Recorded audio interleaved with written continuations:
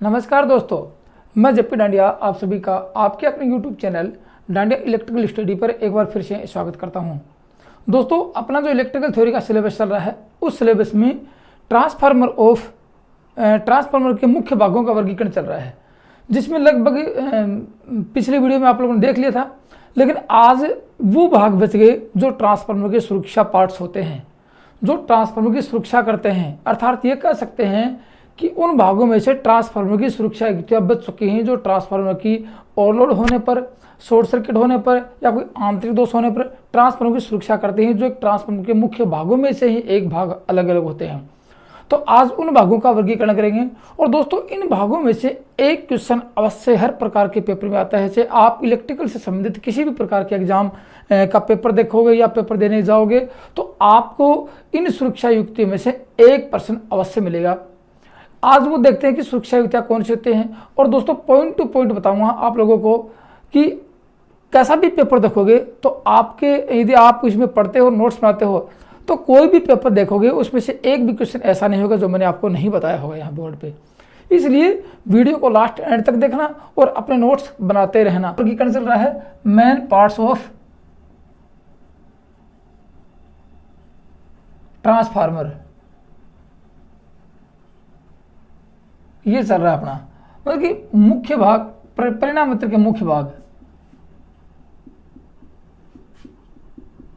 परिणाम मित्र के मुख्य भागों का वर्गीकरण चल रहा है, जिसमें लगभग पिछली वीडियो में आप लोगों ने देख लिया था और आप उनको देखोगे वो भी बहुत इंपॉर्टेंट थे कि उनमें से परीक्षा में प्रश्न आने की संभावना बनी रहती है। मैंने आपको ये बताया कि ट्रांसफार्मर में से मुख्य भागों में से एक क्वेश्चन अवश्य पूछा, एक या दो क्वेश्चन पूछे जाते हैं, जो कि एक वीडियो पीछे देख चुके हैं, जिनमें लगभग भाग हो चुके हैं। आज उन भागों के अलावा हटके इसलिए वर्गीकरण कर रहे हैं क्योंकि आज जो भाग पढ़ रहे हैं वो ट्रांसफार्मर की सुरक्षा करने वाले होंगे, ट्रांसफार्मर की सुरक्षा युक्तियां होंगी, ट्रांसफार्मर के सुरक्षा पार्ट्स होंगे।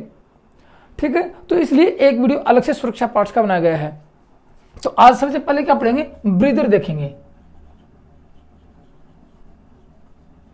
ब्रीदर क्या होता है, जिसको श्वसक बोलते हैं। क्या कहेंगे, श्वसक बोलते हैं जिसको। अब देखो, सबसे पहले बात आती है कि श्वसक है क्या, ब्रीदर क्या है। ब्रीदर का मतलब समझो आप लोग, दोनों ही शब्द, एक शब्द हिंदी है एक अंग्रेजी। ब्रीदर का मतलब, ब्रीथ का मतलब सांस लेना, और ब्रीदर का मतलब श्वास लेने वाला या श्वास जो क्रिया पूरी करवाता हो। तो श्वसक क्या होता है, जो श्वसन क्रिया पूरी करवाता है। अपनी श्वसन क्रिया कौन पूरी करवाता है, नास के द्वारा होती है, नाक के द्वारा अपनी श्वसन क्रिया पूरी होती है। ठीक है ना, तो ये क्या है, एक श्वसक है अपना। तो उसी प्रकार ट्रांसफार्मर भी श्वसक होता है, जो कि ट्रांसफार्मर की श्वसन क्रिया पूरी करवाएगा।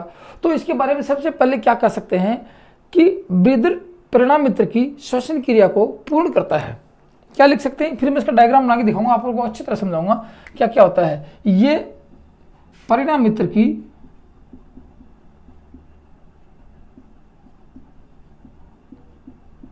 श्वसन क्रिया को पूर्ण करता है। सबसे पहली बात ये आती है इसकी, आगे देखेंगे इसके बारे में। अब देखो, ये लगता कहाँ है, होता क्या है, किस प्रकार श्वसन क्रिया पूर्ण होती है और किस प्रकार ट्रांसफार्मर श्वसक मतलब कि सांस लेने में कामयाबी हासिल करता है और सांस क्यों लेता है, उसकी बातें करते हैं। आप लोगों ने मेरे पिछले वीडियो में देखा था कि सबसे पहले आप लोगों को मैंने मेन टैंक दिखा था। मैं दिखा देता हूँ यहाँ पे, ये आप लोगों को मैंने मेन टैंक दिखाया था कि ये मेन टैंक है। इसमें क्या क्या है आप लोगों ने देखा, इसमें तेल है, इसमें कोर है, इसमें वाइंडिंग है, ये दिखाया था आप लोगों ने। तो ये आपका मेन टैंक है। अब मैं आपको पॉइंट टू पॉइंट बता रहा हूँ, इसमें क्या था, इसमें दिखाता हूँ। सबसे पहले इसमें तेल भरा होता है पूरे टैंक में। ये क्या है, ये आपका तेल है, पूरे के पूरे टैंक में तेल भरा होता है।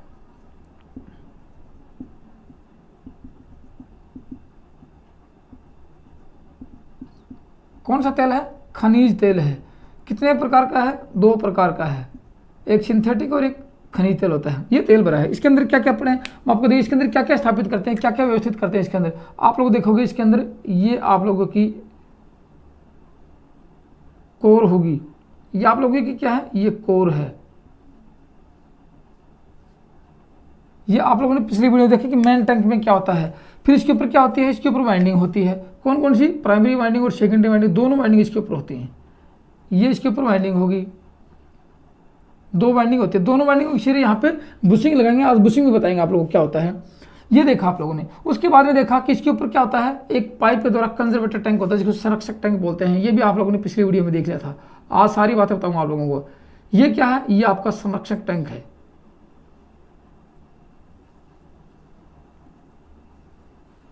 ये संरक्षक टैंक है।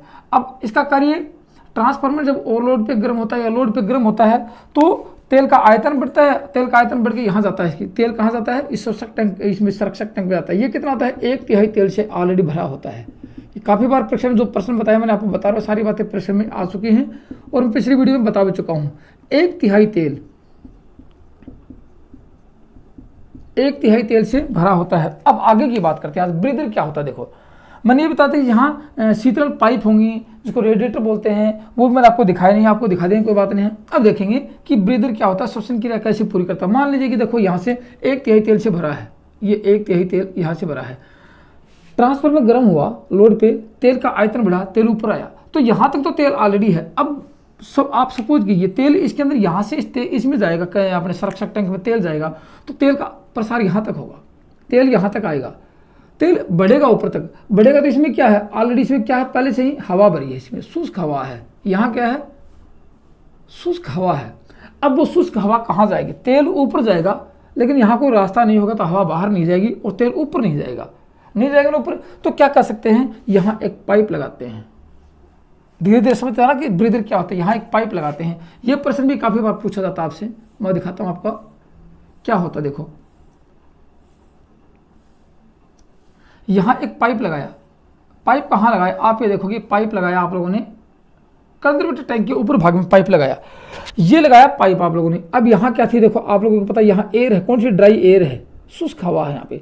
अब क्या होगा, ये तेल ऊपर जाएगा, ट्रांसफार्मर जो ऑपरेशन पर होगा, प्रचालन पे होगा, तेल ऊपर जाएगा, ये हवा बाहर चली जाएगी। कहाँ से जाएगी, ये हवा बाहर यहाँ तक आएगी, ये हवा आएगी यहाँ,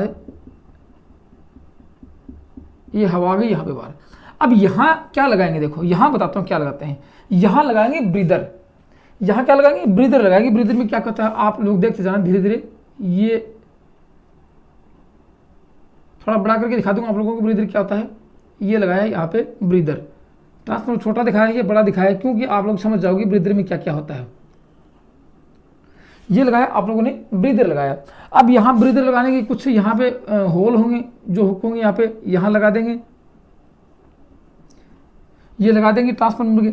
अब उसके बाद में देखो यहाँ क्या होगा, यहाँ कुछ नीचे नट बोल्ट के द्वारा इसको टाइट कर देंगे, ये लगा दिया। यहाँ जो हवा जाएगी उसके लिए ये प्रवेश द्वार होगा यहाँ पे, यहाँ जो हवा जाएगी ना उसके लिए प्रवेश द्वार होगा, ऐसा होगा यहाँ पे, ऐसा।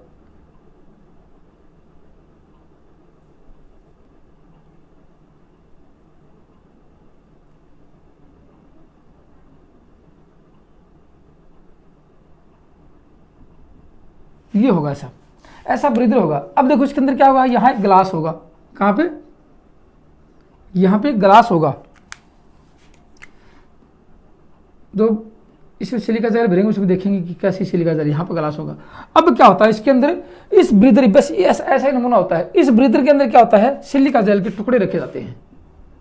बस ये याद है, सिलिका जेल के टुकड़े रखे जाएंगे। मतलब कि सिलिका जेल क्या है, क्रिस्टल होता है, क्रिस्टल के रूप में इसको टुकड़े रखे जाएंगे सिलिका जेल के। पूरे के पूरे ब्रीदर भरा होता है, ऐसे पूरा ब्रीदर भरा होगा, किससे, सिलिका जेल से। और सिलिका जेल नहीं होगा तो क्या रखेंगे, सोडियम रख देंगे। सोडियम भी क्या काम करता है, वायु की नमी को सोखता है।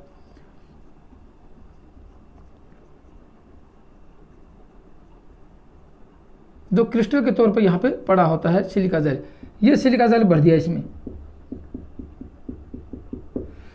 अब देखो ये क्या है, अब मैं आपको बताता हूँ इस ब्रीदर का कार्य। अब इस ब्रीदर का कार्य बताता हूँ। ये हो गया आपका कंटेनर, जो ब्रीदर का जो बॉक्स है वो कंटेनर। ये आपकी हो गई सिलिका जेल, जो एक रासायनिक पदार्थ है। और ये हो गया आपका ब्रीदर, ये क्या हो गया, ब्रीदर हो गया। कहाँ लगाएंगे, अब पूरी बात बताऊंगा आप लोगों को। उसके बाद में हवा कहाँ से जाएगी, हवा जाएगी यहाँ से, एयर जाएगी यहाँ से। ये क्या है, इसमें ऑयल है, ट्रांसफार्मर ऑयल भरा है, इसका भी कार्य बताऊंगा आप लोगों को। ठीक है नहीं। ये ट्रांसफार्मर ऑयल इसमें भी कार्य होता है। इसमें आप बताएंगे हवा कहाँ से जाएगी, यहाँ से जाएगी और इस द्वार के से अंदर शीश में जाएगी और यहाँ से पूरी शोषण क्रिया ये पूरी कर लेगा ऐसे। तो ये होता है आपका ब्रीदर। अब मैं बताता हूँ इसके अंदर क्या करता है। और एक और लिख लो, ये क्या है, ये ग्लास है। ये क्या काम आता है, सिलिका जेल का रंग देखने का काम आता है। ये ग्लास है, शीशे का टुकड़ा है, यहाँ पे शीशा लगा रखा है जिसमें सिलिका जेल का रंग देखने का काम आता है और बाकी कुछ नहीं यहाँ पे। अब देखो यहाँ से लगाएंगे। अब ये जो ही ये ट्रांसफार्मर गर्म होगा, तेल ऊपर जाएगा। तेल ऊपर कहाँ तक जाएगा, मान लीजिए कि तेल यहाँ तक आ गया, तेल आ गया यहाँ तक, तो फिर ये हवा कहाँ जाएगी, हवा यहाँ से होती इस ब्रीदर की तरह बाहर चली जाएगी, यहाँ से बाहर निकल जाएगी दवा। ये हवा बाहर निकलते, ट्रांसफार्मर जब गर्म होता है तो हवा बाहर निकल जाती है, लेकिन ट्रांसफार्मर पर लोड हटाया जाता है और ट्रांसफार्मर ठंडा होता है तो क्या होगा, ये तेल नीचे जाएगा वापस, इस मेन टैंक के तेल के स्तर को पूरा करेगा तो ये हवा खाली होगी। अब क्या होगा, ये हवा ये जो ये कंजर्वेटर टैंक है ये हवा को वापस खींचेगा। अब वापस खींचेगा तो हवा यहाँ से, इस द्वार से हवा जाएगी और वापस यहाँ पे आ जाएगी। तो उसमें क्या होगा, हवा में क्या होगा, नमी होगी, हवा में नमी होगी। अब हवा में नमी होगी तो क्या होगा, ट्रांसफार्मर की डाइलेक्ट्रिक, क्योंकि तेल में नमी जाएगी, यहाँ क्या है, तेल में नमी जाएगी, ये तेल इसके साथ अटैच करता है तो डाइलेक्ट्रिक स्ट्रेंथ घट जाएगी तेल की। तो डाइलेक्ट्रिक स्ट्रेंथ घटेगी तो वहाँ पे क्या होगा, तेल का कुचालक जो इसकी कैपेसिटी है, जो पैराविद्युत सामर्थ्य है वो कमज़ोर हो जाएगी और ट्रांसफार्मर कभी भी शॉर्ट होकर जल सकता है। इसलिए ट्रांसफार्मर में नमी नहीं हो, ट्रांसफार्मर के तेल में नमी को जाने से रोकने के लिए इस ब्रीदर का प्रयोग किया जाता है। सिलिका जेल क्या है, एक प्रकार का रासायनिक पदार्थ है जो वायु की नमी को सोखता है। तो अब बताओ ब्रीदर कहाँ लगाया गया, ब्रीदर लिख लेते हैं इसके बातें। एक तो लिख दी कि श्वसन क्रिया को पूरी करता है, दूसरी लिखते हैं ब्रीदर क्या करता है, ये ट्रांसफार्मर ऑयल में XMR, ये है ट्रांसफार्मर ऑयल में नमी के प्रवेश को रोकता है। एक तो ये आती है, नमी के प्रवेश को रोकता है ब्रीदर। और बातें बताऊंगा, धीरे धीरे बताऊंगा।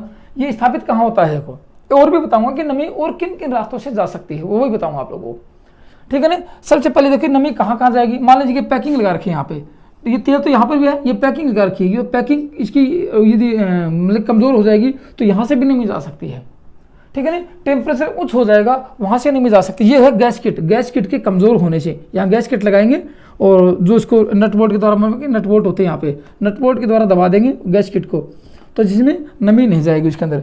तो गैस किट कमज़ोर होने से या गैस किट के क्षरण होने से, गैस किट के लीकेज होने से तेल में नमी जा सकती है। ये प्रश्न बहुत कम आया है। उच्च ताप से नमी जाएगी, उच्च ताप से क्या होगा, तेल का वाष्पीकरण हो जाएगा और उसमें पानी की बूंदें और जो जल की वाष्प बन जाएंगे, वहाँ भी क्या होता है, नमी प्रवेश करती है। वहाँ भी ऐसा क्वेश्चन नहीं आया है। लेकिन क्वेश्चन आया कि और बाकी नमी कहाँ से जाएगी, ट्रांसफार्मर लोड पे और नो लोड पे श्वसन क्रिया पूरी करता है, उस समय जो हवा जाती है उस हवा के साथ नमी जाती है, उस नमी को रोकने के लिए ब्रीदर का प्रयोग किया जाता है, ठीक है। तो तेल के प्रभाव, अब नमी चली जाएगी तो क्या होगा, उसके बाद देखो नमी चली ही जाएगी तो क्या होगा, इसका डाइलेक्ट्रिक स्ट्रेंथ कम हो जाएगी। तो आपसे कई बार पूछा जाएगा तेल में नमी जाने के कारण क्या है, किन किन कारणों से तेल में नमी प्रवेश कर सकती है। तो सबसे पहला प्रवेश आता है गैस किट, लिख लो, गास्केट भी बोलते हैं इसको, क्या हुआ, इसको गास्केट या गैस किट, कई नाम है। गास केट के क्षरण के कारण लीकेज होता है, गास्केट लीकेज होता है, उसके कारण होता है और उच्च ताप पर होता है।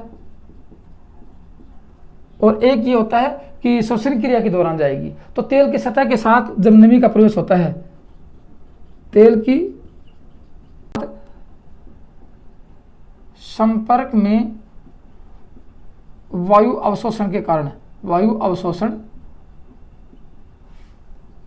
के द्वारा, ये तीन कारण है आपके क्या, कि तेल में नमी किन किन स्रोतों के द्वारा प्रवेश हो सकती है। और तेल में नमी प्रवेश हो जाएगी तो क्या होगा, तेल में नमी का प्रभाव क्या करता है, नोट लगा के लिख लो, तेल में नमी का प्रभाव, नोट लगा के लिखना, तेल में नमी का प्रभाव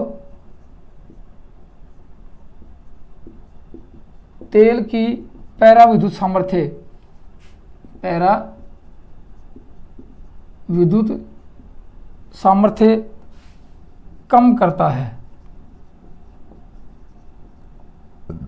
जिसके कारण क्या होगा, इसको इंसुलेशन कमजोर हो जाएगा और वाइंडिंग शॉर्ट हो जाएगी और गर्म हो जाएंगी। तेल में नमी को किस प्रकार रोक सकते हैं, गैस्केट पूरी नहीं लगा देंगे, उच्च ताप पर नहीं जाने देंगे, तेल की सतह के साथ संपर्क में वायु अवशोषण होता है तो सिलिका जेल का प्रयोग करेंगे यहाँ। तो ये तो अपन वर्गीकरण कर ही रहे हैं, इनकी बात कर लेते हैं कि तेल में नमी और किस प्रकार आयतों से कर सकते हैं।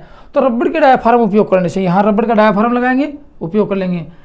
तो क्या लिखेंगे, तेल में नमी के प्रवेश को रोकने के लिए, तेल में नमी के प्रवेश को रोकने के लिए किन किन चीज़ों का प्रयोग करेंगे, लिख लो। एक तो रबड़ डायाफ्राम प्रयोग से, रबड़ डायाफ्राम के प्रयोग से, एक तो ये होता है। दूसरा मतलब कि संरक्षक टैंक होता है यहाँ पे, इसमें भी क्या होता है, यहाँ पे नट बोल्ट होते हैं, नट बोल्ट होते हैं तो वहाँ क्या लगाएंगे, उसकी सील पैक कर देंगे। सिले हुए संरक्षक टैंक के उपयोग से, किस संरक्षक टैंक होता है, कंजर्वेटर टैंक होता है, वहाँ भी किसी प्रकार के कोई मतलब कि लीकेज नहीं हो। और गैस किट होती है ये गैस किट के उपयोग से, गैस किट नहीं लगा देंगे उसके उपयोग से। और फिर उसके बाद आता है थर्मोसाइन फिल्टर से, एक आता है थर्मोसाइन फिल्टर, मतलब कि फिल्टर मशीन आती है जो तेल को फिल्टर करती है और उसमें नमी जो होती है उसको खत्म कर देती है। और एक आता है सिलिका जेल ब्रीदर प्रयोग करने से, सिलिका जेल ब्रीदर प्रयोग से ये आता है, इसकी नमी से, इसके उपयोग से भी आप इसको नमी को रोक सकते हो। तो आज इसका वर्गीकरण कर रहे हैं, किसका करेंगे, इसका वर्गीकरण कर रहे हैं, ब्रीदर क्या होता है ये मैं मिटा देता हूँ और अब इसके वर्गीकरण के बताता हूँ इसमें क्या क्या होता है, किस प्रकार कार्य करता है ये।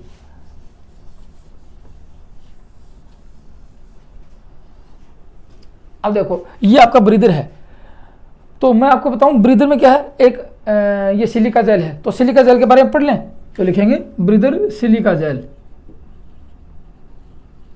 सिलिका जेल के बारे में पढ़ते हैं। ये क्या है, रासायनिक पदार्थ है। एक तो ये लिखना रासायनिक पदार्थ है। एक तो सबसे बड़ी विशेषता ये आती है कि ये कौन सा पदार्थ है, यह एक प्रकार का रासायनिक पदार्थ है। सिलिका जेल नमी को सोखता है, ये क्या करता है, ये नमी को सोखता है, वायु में नमी को सोखता है, वायु की नमी को सोखता है, मतलब अवशोषित कर लेता है, मतलब अवशोषित कर लेता है। अब कैसे सोखेगा और कैसे अवशोषित करेगा, देखो ट्रांसफार्मर लोड लगाएंगे, आयतन बढ़ेगा, तेल ऊपर जाएगा, हवा बाहर जाएगी, फिर इसका तेल का आयतन, इसको लोड हटाएंगे, तेल का आयतन घटेगा, हवा बाहर से अंदर आएगी। तो कहाँ से आएगी, इस सिलिका जेल को पार करते हुए यहाँ से आएगी, सिलिका जेल को पार करते हुए यहाँ से हवा आएगी ये, और यहाँ से पार करते हुए, यहाँ से पार करते हुए, यहाँ से पार करते हुए ये यहाँ से जाएगी, ऐसे ऐसे जाएगी पूरे सिलिका जेल में से। तो क्या होगा, नमी इसमें सोखती चली जाएगी, ठीक है ना। तो इसमें क्या होगा, नमी सोखती चली जाएगी। तो उसके बाद में ट्रांसफार्मर लोड यदि इसको फिर लगाते हैं तो फिर वो हवा बाहर आती है, क्योंकि यहाँ से ये क्या है, यहाँ शुष्क हवा है, लिख दो, यहाँ शुष्क हवा भरी होती है, शुष्क हवा बाहर जाती है और अंदर आती है। तो यहाँ क्या मिलनी चाहिए, शुष्क हवा ही मिलनी चाहिए। यदि नमी साथ आ गई तो तेल को खराब कर देगी, तेल का डाइलेक्ट्रिक स्ट्रेंथ कमजोर कर देगी। ये ब्रीदर कहाँ स्थापित किया जाता है, एक ये आती है। और फिर आता है कि ब्रीदर में देखो निचले स्तर पर मैंने आपको बताया, ये ब्रीदर के नीचे स्तर पर तेल होता है। ये कौन सा तेल है, ये ट्रांसफार्मर तेल है, खनिज तेल है, ये खनिज तेल है। तो ब्रीदर के निचले स्तर पर खनिज तेल होता है। इसका काम क्या है, ये काफ़ी बार पूछा जाता है कि जो श्वसन क्रिया पूरी होती है तो शुष्क हवा के साथ या हवा के साथ और धूल मिट्टी के कण चले जाते हैं। तो धूल मिट्टी के कणों को प्रवेश करने से कौन रोकता है, धूल मिट्टी के कणों को प्रवेश करने से कौन रोकता है कि यहाँ तक संरक्षक टाइप में धूल मिट्टी के कण नहीं प्रवेश कर जाएं। इसलिए यहाँ पे तेल भरा जाता है, वो तेल के अंदर से और ये हवा जाती है तो धूल मिट्टी के कण तेल रोक लेता है, फिर हवा देता है, वो हवा में नमी ये सोख लेता है, फिर यहाँ शुष्क हवा आती है कि कोई धूल मिट्टी के कण नहीं हो और शुष्क हवा आती है। इसलिए कह सकते हैं ब्रीदर के निचले स्तर में तेल भरा होता है। ब्रीदर के नीचे स्तर में लिख दो, ब्रीदर के नीचे स्तर में तेल भरा होता है, जो हवा की गंदगी को जैसे कौन कौन सी गंदगी की, धूल मिट्टी आदि को, धूल मिट्टी आदि को अंदर जाने से रोकता है। या अवशोषित कर लेता है, अंदर जाने से रोकता है या धूल मिट्टी के कणों को अवशोषित कर लेता है।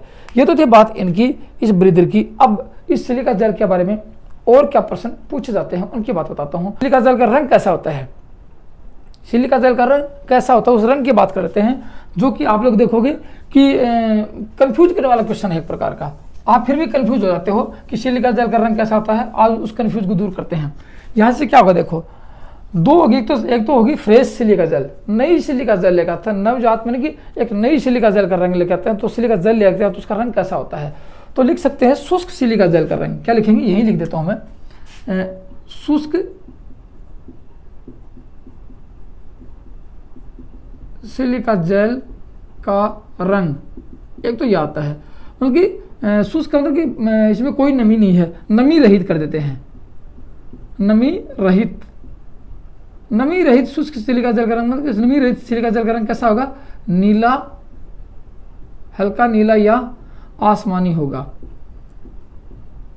कभी कभार बैंगनी रंग भी आता है, मैंने एक दो पेपर देखे हैं वहां बैंगनी रंग होता है, ठीक है ना। कभी कभार नीला या आसमानी या फिर बैंगनी रंग आता है हल्का नीला के साथ, तो वो भी कोई बड़ी वायलेट बैंगनी रंग भी कभी कभार होता है, तो वो क्योंकि नीले में मिलता जुलता होता है, तो उसकी कोई बात नहीं है। एक तो ये आपका प्रश्न काफी बार कंफ्यूज मिलेगा कि शुष्क सिलिका जेल रंग कैसा होता है। दूसरी बात करते हैं, नमी रहित की बात करते हैं, नमी सहित की बात करते हैं। तो नमी सहित नमी सोखने के बाद, ये लिख सकते हैं नमी सोखने के बाद, सोखने के बाद सिलिका जेल का रंग कैसा हो जाता है। एक क्वेश्चन ये आता है आपके सामने, नमी सहित और नमी रहित, यहां हो जाता है हल्का गुलाबी। क्या लिखेंगे, हल्का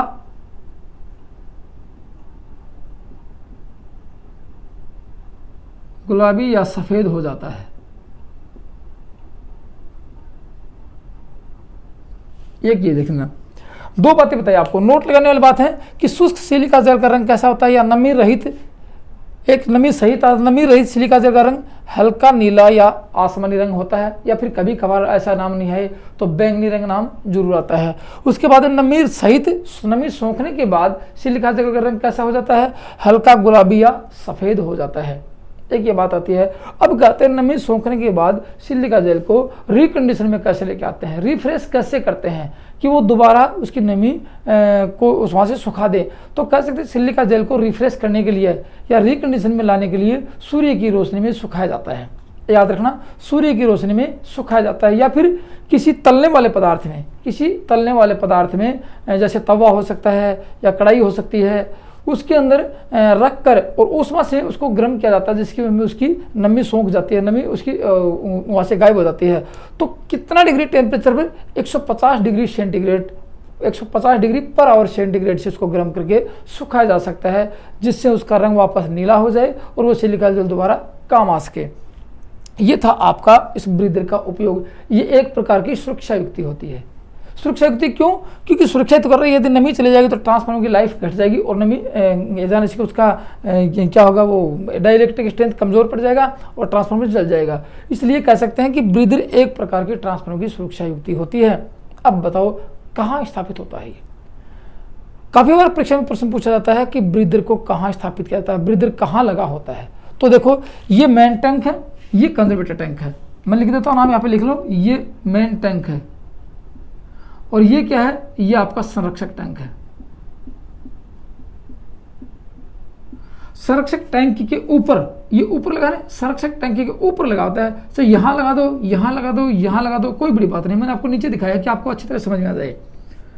संरक्षक टैंक के ऊपर पाइप के द्वारा लगा होता है। याद रखना, संरक्षक टैंक के ऊपर पाइप के द्वारा लगा होता है या पाइप से स्थापित होता है। ये तो था आपका क्या, ब्रीदर। अब दूसरी सुरक्षा युक्ति देखते हैं, कौन सी, बुकोल्ज रिले। बुकोल्ज रिले देखते हैं। और दोस्तों, वीडियो पसंद आ रहा है तो लाइक कर दो और अपने दोस्तों में शेयर कर दो। बुकोल्ज रिले, बुकोल्ज रिले में से काफी क्वेश्चन आते हैं, तो सचित्र वर्णन बताता हूं कि बुकोल्ज रिले में होता क्या है और कहां स्थापित होता है। वैसे देखा जाए, आपको छोटा रिफरेंस बता दूं, बुकोल्ज रिले यहां स्थापित होता है, ये क्या है, बुकोज रिले।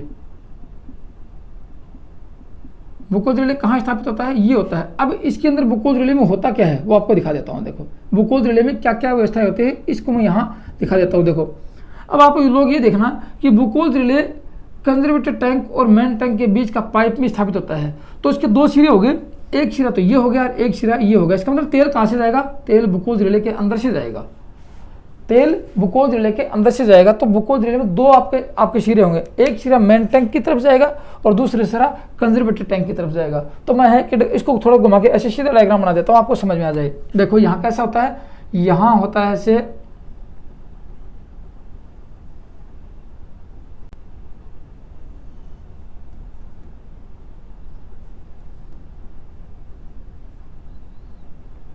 ऐसे ऐसा आप दिखाता हूँ। अब क्या होगा, दो पाइप होंगे, एक पाइप यहाँ लगाएंगे और एक पाइप यहाँ लगाएंगे। अब देखिए मेरी बातें कोशिश सुना, जो लगा रखी है यहाँ पे, एक पाइप ये लगाया और एक पाइप ये लगाया। मान लीजिए इसको मैंने ऐसे घुमाया है तो ये पाइप हो गया मेन टैंक की तरफ, मेन टैंक पाइप, और ये हो गया कंजर्वेटर टैंक, संरक्षक टैंक पाइप, संरक्षक टैंक पाइप हो गया, एक ये पाइप हो गया।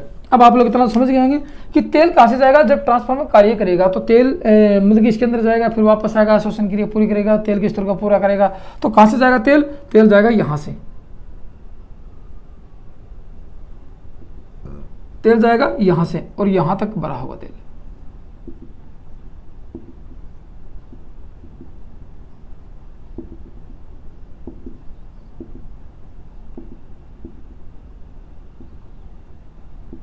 यहाँ बहुत क्वेश्चन उठने वाले हैं इस बुकोज रिले पर, बहुत क्वेश्चन उठते हैं और एक दो क्वेश्चन बुकोज रिले के बारे में अवश्य पूछा जाता है और बहुत ही मोस्ट इंपॉर्टेंट होते हैं। दोस्तों वीडियो बहुत मस्त इंपॉर्टेंट है, आप लोग इसको पूरा जरूर देखना और आपको अच्छी तरह समझ आ जाएगा। ये क्या है, तेल होता है और तेल कहाँ जाता है, ऐसे जाता है बाहर।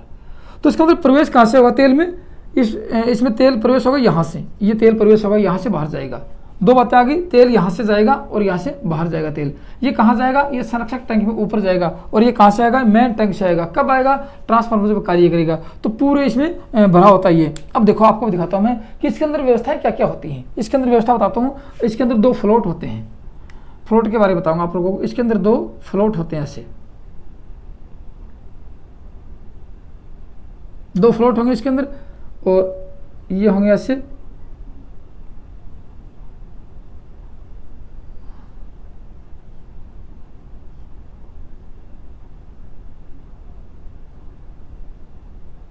ए होगा, ये फ्लोट ए होगा और यहाँ पे क्या होगा, यहाँ मरकरी होगी, यहाँ मरकरी होगी। अब आपको मैं इसके स्विच का कनेक्शन बताता हूँ। और एक फ्लोट आपका, एक फ्लोट नीचे होगा, एक फ्लोट कहाँ होगा, ये नीचे होगा यहाँ पे, एक फ्लोट आपका ये होगा, ये इसमें मरकरी होगा। दो फ्लोट होंगे आपके, ये ए फ्लोट और ये बी फ्लोट होंगे, याद रखना दो फ्लोट होंगे आपके। और दोनों फ्लोट किसके होंगे, ये दोनों फ्लोट में क्या होगा, मरकरी भरी होती है, इस फ्लोट में भी इस फ्लोट में, ये मरकरी स्विच होते हैं। तो अब देखो आगे इसकी बात लिखें, ये फ्लोट ए, फ्लोट ए और ये फ्लोट बी। बुकोज रिले में कितने फ्लोट होते हैं, दो फ्लोट होते हैं। बुकोज रिले में कितने फ्लोट, दो फ्लोट होते हैं। अब यहाँ क्या लिखेंगे, ये क्या है यहाँ पे, ये यहाँ पे मरकरी है, ये क्या है, पारा, जिसको हिंदी में पारा बोलते हैं, और ये मरकरी होती है। यहाँ क्या है, मरकरी है, जो क्या बोलेंगे, पारा बोलते हैं जिसको, एक ही होता है यहाँ पे। अब ये मरकरी स्विच है। अब इन दोनों स्विचों के अंदर क्या है, दो कॉन्टैक्ट बिंदु होते हैं। मैं आपको कॉन्टैक्ट बिंदु दिखाता हूँ, एक कॉन्टैक्ट बिंदु होती है, एक कॉन्टैक्ट बिंदु ये, दो कॉन्टैक्ट बिंदु होंगे और दोनों को कहाँ ले जाएंगे, बाहर ले जाएंगे। यहाँ पे ये ले लिया बाहर, दो कॉन्टैक्ट बिंदु यहाँ होंगे, ये ले लिया बाहर, ये ले लिया बाहर, दोनों कॉन्टैक्ट बिंदु बाहर ले लिए। अब आपसे पूछा जाएगा इसमें मतलब सप्लाई कौन से देंगे, यहाँ ये जो फ्लोट होगा इसमें यहाँ लगाएंगे, एक अलार्म लगा देंगे, यहाँ पे ये अलार्म लगा दिया और यहाँ क्या लगा दिया, डीसी लगा दिया, प्लस माइनस डीसी। यहाँ क्या लगाएंगे, एक और एलआर लगाएंगे, एक ओवरलोड रिले लगा देंगे, ट्रिप कॉइल लगा देंगे और जिसके लगा देंगे डीसी। यहाँ पे ये लगा दी ओएलआर, ये प्लस और ये माइनस, ये डीसी लगा दिया आप लोगों ने। और ये ट्रिप, ये लिख देंगे ट्रिप कॉइल, इसको OLR बोलते हैं, ओवरलोड कॉइल बोलते हैं। ये लगा दी यहाँ पे। अब आप गौर से सुनना मेरी बातें, धीरे धीरे एक एक पॉइंट टू पॉइंट बताऊंगा आप लोगों को मैं। अब यहाँ क्या होगा, देखो जब ट्रांसफार्मर, देखो मान लीजिए ट्रांसफार्मर कार्य करता है, तेल यहाँ से जाता है, ट्रांसफार्मर गर्म होगा, तेल ऊपर जाएगा, बुकोज रिले में से जाएगा, बुकोज रिले में जाएगा तो क्या होगा, जो तेल का प्रेशर बढ़ेगा और धीरे धीरे तेल गर्म होगा तो क्या होगा, गैस बनेगी तेल के अंदर, तो यहाँ से गैस बनेगी, तो गैस यहाँ इकट्ठी हो जाएगी। गैस कहाँ इकट्ठी होगी, ऊपर आके तेल, मतलब ट्रांसफार्मर के गलत ऑपरेशन से, बताता हूँ, ट्रांसफार्मर के गलत ऑपरेशन से या फिर तेल की कमी से, तेल में कमी भी हो सकती है, तेल की कमी से या तेल में नमी से, तेल में नमी चली जाएगी, तेल ट्रांसफार्मर तेल कम हो जाएगा या गलत ऑपरेशन हो जाएगा तो क्या होगा, ट्रांसफार्मर में गैस बननी शुरू हो जाएगी। ये गैस कहाँ जाएगी, गैस धीरे धीरे ऊपर आएगी, यहाँ पे गैस इकट्ठी हो जाएगी। ये गैस इकट्ठी, गैस कहाँ जाएगी, इस फ्लोट को नीचे दबाएगी। ये क्या है, फ्लोट है, तेल तो यहाँ तक था, तेल कहाँ तक था, तेल सिर्फ यहाँ तक था, ये यहाँ तक तेल था, ये इस फ्लोट को नीचे दबाएगी, नीचे दबाएगी तो ये फ्लोट ऊपर जाएगा, ऐसे ऐसे घूमेगा, तो ये पारा क्या है, पारा यहाँ तक पूरे में पारा आ जाएगा, यहाँ पे पूरे में पारा, दोनों कॉन्टेक्ट बिंदु शॉर्ट हो जाएंगे, एक कॉन्टेक्ट बिंदु ये था, एक कॉन्टेक्ट बिंदु, दोनों शॉर्ट हो जाएंगे। शॉर्ट होते अलार्म बजेगी, ये क्या है, अलार्म है, अलार्म बजेगी, अलार्म बजेगी, इसका समझ जाएंगे कि कुछ ना कुछ ट्रांसफार्मर में गड़बड़ हुई है। अब ये गड़बड़ कहाँ होगी, इस ट्रांसफार्मर के अंदर होगी, ट्रांसफार्मर के अंदर होगी, जिसके कारण यहाँ ये फ्लोट कार्य करेगा। फिर भी यदि माना कि शॉर्ट सर्किट, जो दो ये छोटा दोष होता है, यदि बड़ा दोष हो जाता है, जैसे शॉर्ट सर्किट हो गया, अर्थ फॉल्ट हो गया, तो उस कंडीशन में क्या होगा, तेल ट्रांसफार्मर बहुत जल्दी गर्म, शॉर्ट सर्किट से ट्रांसफार्मर बहुत जल्दी गर्म होगा और इस तेल का प्रेशर बढ़ जाएगा, यहाँ से तेल बहुत जल्दी ऊपर जाएगा, नीचे आएगा, बहुत जल्दी ऊपर जाएगा। उसमें क्या होगा, तेल के प्रेशर से ये फ्लोट आगे धक्का लगेगा, ये फ्लोट आगे धक्का लगेगा तो ये जो नीचे दबेगा, ये तो ये सीधा हो जाएगा, सीधा होते वो पारा पूरे के पूरे स्विच में चला जाएगा और दोनों कॉन्टेक्ट बिंदु पारे से बल्कि मरकरी से शॉर्ट हो जाएंगे और यहाँ पे ट्रांसफार्मर ट्रिप हो जाएगा। ये इसकी थी कार्य प्रणाली किसकी, इस बुकोल रिले की। तो इसमें क्या लिख सकते हैं, देखो दो सर्किट होते हैं, एक तो होता है ट्रिप सर्किट, एक होता है अलार्म सर्किट, दो सर्किट होते हैं। यह क्या होता है, मरकरी स्विच होता है, क्या होगा, मरकरी स्विच होगा। ये किसका बना होता है, ये अपने बुकोल रिले ढलवा लोहे का होता है। अब इसके बारे में मुख्य बातें क्या थी कि बुकोल रिले कहाँ प्रयोग होगा, जिस ट्रांसफार्मर में तेल नहीं होगा वहाँ बुकोल रिले प्रयोग नहीं होगा। तो सबसे पहला कारण आता है कि बुकोल रिले कहाँ, किस ट्रांसफार्मर में किया जाता है, तो अधिक क्षमता वाले ऑयल कूल्ड ट्रांसफार्मर में इसका प्रयोग किया जाता है। लिख सकते हैं क्या पे, अधिक क्षमता वाले, अधिक क्षमता के ऑयल कूल्ड ट्रांसफार्मर में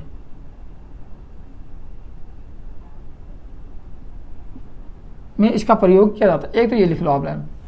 दूसरी बात आपको पॉइंट टू पॉइंट लिखना। उसके बाद आता है, देखो ये किससे काम किया, इस फ्लोट ने कैसे काम किया, गैस के दबाव से काम किया। इसमें क्या हुआ, प्रेशर, कुछ तो गैस का प्रेशर आएगा, उसकी इसका प्रेशर हो जाएगा। तो क्या कर सकते हैं, ये बुकोल रिले किस सिद्धांत पर कार्य करती है, काफी बार पूछा जाता है कि बुकोल रिले किस सिद्धांत पर कार्य करती है। तो लिख सकते हैं ये गैस के दबाव के सिद्धांत पर कार्य करती है, गैस दाब के सिद्धांत पर कार्य करती है। एक बात ये आ गई। और देखो इसमें मुख्य प्रश्न कौन से हैं, आपको धीरे धीरे एक एक पॉइंट बताऊंगा। अब ये क्या है, ये ट्रांसफार्मर की सुरक्षा युक्ति है। ये क्या है, सुरक्षा युक्ति है, ये सुरक्षा युक्ति है। अब सुरक्षा कैसे करेगी वो बताता हूं। देखो बुकोल रिले कहाँ स्थापित होती है, लिख लो बुकोल रिले, ये होती है बुकोल रिले। तो ट्रांसफार्मर मेन टैंक और कंजर्वेटर टैंक के बीच की पाइप स्थिर होती है। लिख लो बुकोल रिले मेन टैंक और कंजर्वेटर टैंक को जोड़ने वाले पाइप में लगी होती है। ये मेन टैंक, मुख्य टैंक व संरक्षक टैंक के बीच की पाइप में स्थापित होती है। जो ये प्रश्न मैं आपको लिखवा रहा हूं सब के सब परीक्षा में आए हैं, ऐसा कोई क्वेश्चन है जो परीक्षा में किसी एग्जाम में नहीं आया हो। उसके बाद में अब बताओ ये दोष बाहर जैसे ये ट्रांसफार्मर के बाहर की बात करिए, हम बुशिंग लगा रखे हैं, ओवरहेड लाइन है, सर्किट हो गया या कुछ चिपक गया या बाहर शॉर्ट सर्किट हो गया, तो क्या ये बुकोज रिले काम करेंगे? नहीं। ये अंदर से जो शॉर्ट सर्किट होगा, अंदर तेल कम होगा या अंदर और कोई दोष होगा, उसके द्वारा काम करेगी। तो क्या कसदी कैसे सुरक्षा करती है? बाहर का दोष तो अपने को पता लग जाता है कि बाहर क्या दोष है, लेकिन अंदर क्या दोष है ये पता लगने वाला नहीं है। इसलिए कह सकते हैं इस बुकोज रिले के बारे में कि ट्रांसफार्मर में आंतरिक दोष होने पर ये ट्रांसफार्मर को परिपथ से अलग कर देती है या ट्रांसफार्मर की सुरक्षा करती है। तो क्या लिख सकते हैं? ट्रांसफार्मर में आंतरिक दोष होने पर, अगला पॉइंट लिख लो, ट्रांसफार्मर एग्जामर में आंतरिक दोष होने पर ये परिणाम मित्र को परिपथ से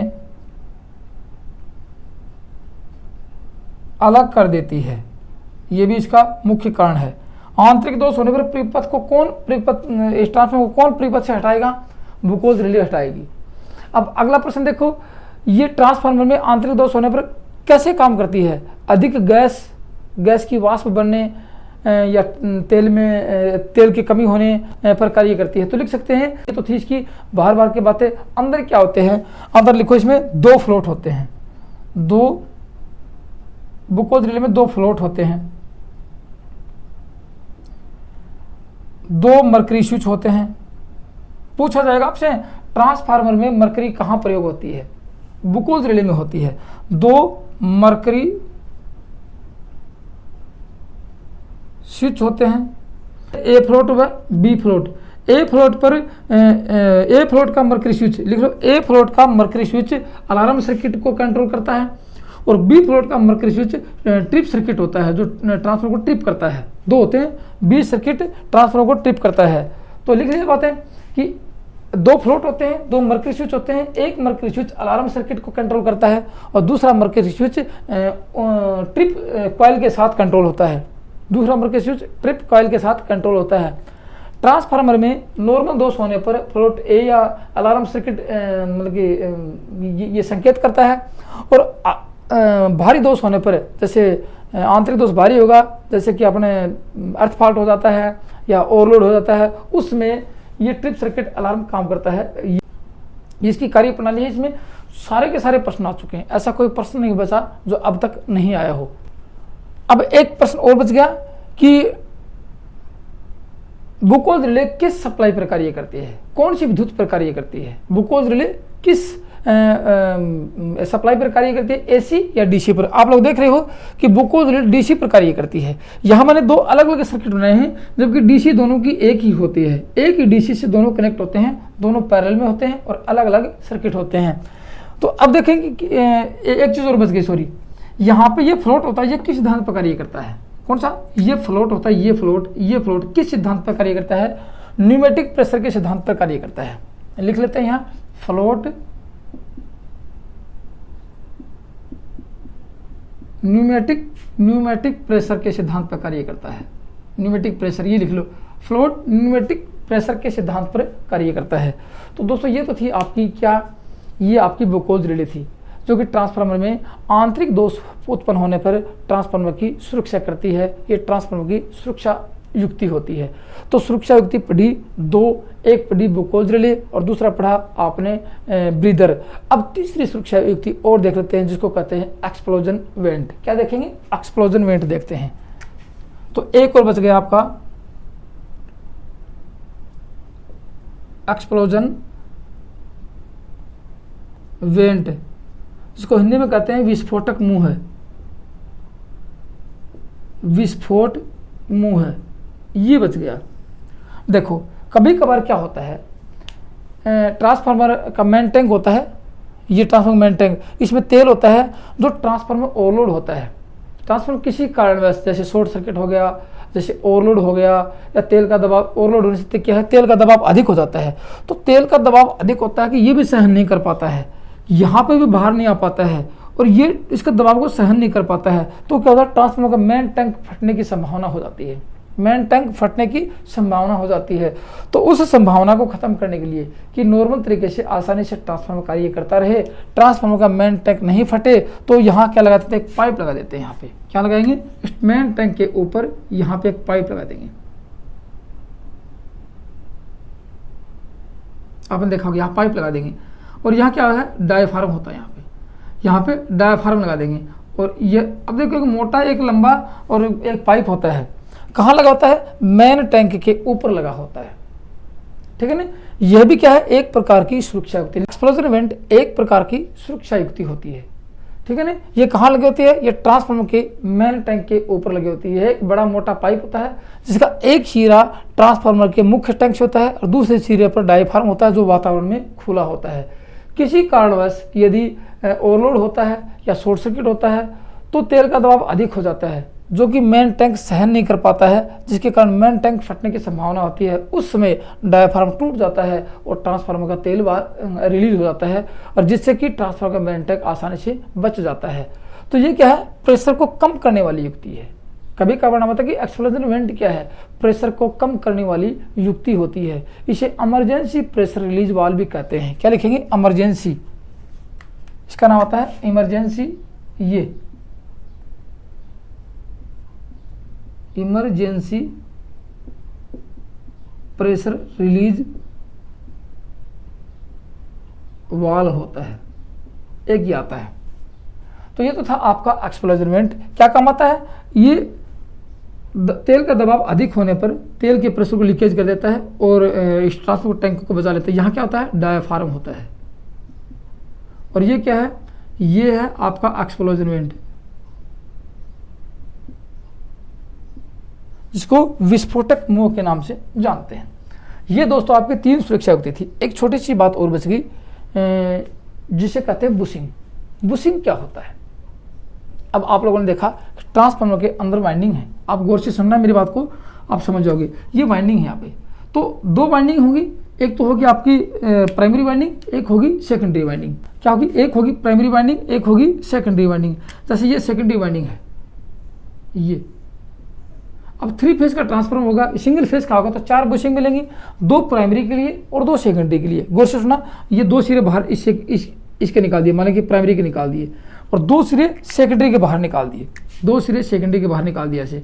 तो चारों सिरे को बाहर कैसे निकालेंगे, 3 फेज का होगा तो क्या होगा, 3 तो प्राइमरी की होंगी, यदि डेल्टा में जुड़ी होगी तो 3 तो प्राइमरी की सिरे होंगी और 4 सेकेंडरी होंगी, स्टार में होगी। तो अपने डिस्ट्रीब्यूशन ट्रांसफार्मर में ऐसा ही होता है, 3 प्राइमरी के होते हैं क्योंकि वो डेल्टा में संयोजित होती है और 4 सेकेंडरी के होते हैं क्योंकि वो डिस्ट्रीब्यूशन अपने स्टार में संयोजित होती है। तो चारों सिरों को बाहर कैसे प्राप्त करेंगे, तो क्या होता है, ट्रांसफार्मर के मेन टैंक में पोर्सिलिन की बनी होती है। पोर्सिलिन की इस प्रकार से होती है, पोर्सिलिन की जो कॉन्टैक्ट होते हैं उन पोर्सिलिन के कॉन्टैक्ट में ये खाली होते हैं यहाँ से, तो बॉडी के साथ टैंक के साथ ऐसे लगा देते हैं और ऐसे अंदर से एक रोए या तांबे की या एल्यूमिनियम की छड़ लगा देते हैं, तांबे की या एल्यूमिनियम की छड़ लगाते हैं। तो ये माना कि ये ट्रांसफार्मर की बॉडी का भाग है, तो यहाँ क्या होगा, ये अंदर का भाग है, ये बाहर का भाग है। तो वाइंडिंग के संयोजन यहाँ थिम्बल के द्वारा यहाँ नट बोल्ट से कस देंगे और यहाँ पे ये क्या है, पूरा पोर्सिलिन का है, इसके अंदर से क्या है, तांबे की रोड है और बाहर का सिरा ये आएगा, यहाँ पे बाहरी सर्किट से संयोजित कर देंगे। तो पूछा जाता है बुशिंग का काम क्या है, बस ये जाता है बुशिंग क्या काम आती है। बुशिंग का कार्य होता है ट्रांसफार्मर वाइंडिंग को बाहरी परिपथ से संयोजित करने के लिए, ट्रांसफार्मर वाइंडिंग को बाहरी परिपथ से संयोजित करने के लिए बुशिंग का प्रयोग किया जाता है, जो कि पोर्सिलिन की बनी होती है। लिख लेना, जो कि पोर्सिलिन की बनी होती है। ठीक है, तो ये तो था आप बुशिंग का काम, पोर्सिलिन की बनी। अब लिखेंगे कि इसकी परिभाषा फिर देखो कि परिणामित्र की या ट्रांसफार्मर की प्राइमरी व सेकेंडरी वाइंडिंग को सुरक्षित बाहर निकालने के लिए बुशिंग का प्रयोग किया जाता है। बुशिंग अधिकतर पोर्सिलिन की बनी होती है, पोर्सिलिन इंसुलेटर की बनी होती है। पोर्सिलिन की क्योंकि आप लोगों ने टेम्परेचर क्लास देखी होगी, मैंने आपको इंसुलेटर टेम्परेचर क्लास पढ़ाई थी, तो YAEB FHC 7 क्लास पढ़ाई थी। 7 में से सबसे अधिक टेम्परेचर किसका था, C क्लास का था। तो पोर्सिलिन कहाँ आती है, C क्लास की श्रेणी में आती है। ठीक है, और बड़े बड़े ट्रांसफार्मर में ओल्ड फील्ड बुशिंग प्रयोग किए जाते हैं, लेकिन अधिकतर देखा जाए 95% देखा जाए तो पोर्सिलिन की बुशिंग ही प्रयोग की जाती है। बुशिंग के अंदर की शिरा बुशिंग के अंदर क्या होता है, बुशिंग के अंदर तांबे या एल्यूमिनियम की छड़ होती है, राड होती है, जिसका एक शिरा वाइंडिंग से संयोजित थिम्बल के द्वारा और दूसरा शिरा भार परिपथ थिम्बल के द्वारा संयोजित कर देते हैं। ठीक है, ये तो थी आपकी बुशिंग। तो दोस्तों आज की वीडियो में सिर्फ इतना ही था। अगली वीडियो में देखेंगे कि ट्रांसफार्मर का ईएमएफ इक्वेशन क्या होता है, ईएमएफ समीकरण होता है। तो दोस्तों मेन पार्ट्स लगभग आपके कंप्लीट हो चुके हैं। ठीक है, अगले वीडियो में ट्रांसफार्मर का ईएमएफ इक्वेशन देखेंगे, बाकी आगे धीरे धीरे पढ़ते चले जाएंगे। तो दोस्तों आज की वीडियो में सिर्फ इतना ही था। थैंक यू, धन्यवाद।